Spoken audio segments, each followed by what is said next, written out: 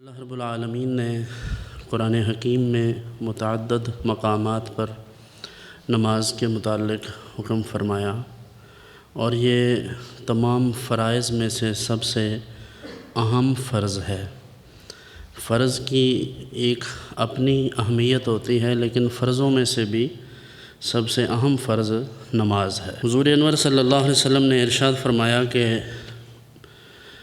بنی الاسلام علی خمس، اسلام کی بنیاد 5 چیزوں پر ہے۔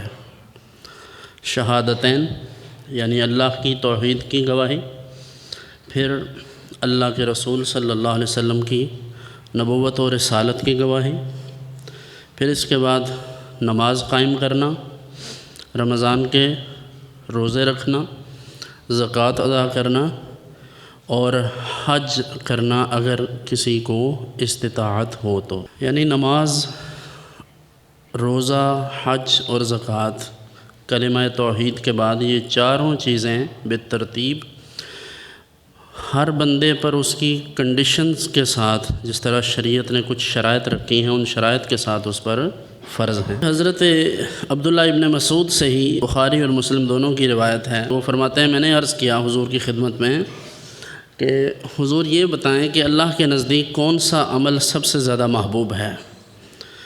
تو رسول اکرم صلی اللہ علیہ وآلہ وسلم نے ارشاد فرمایا وقت پر نماز ادا کرنا۔ کب نماز ادا کرنا؟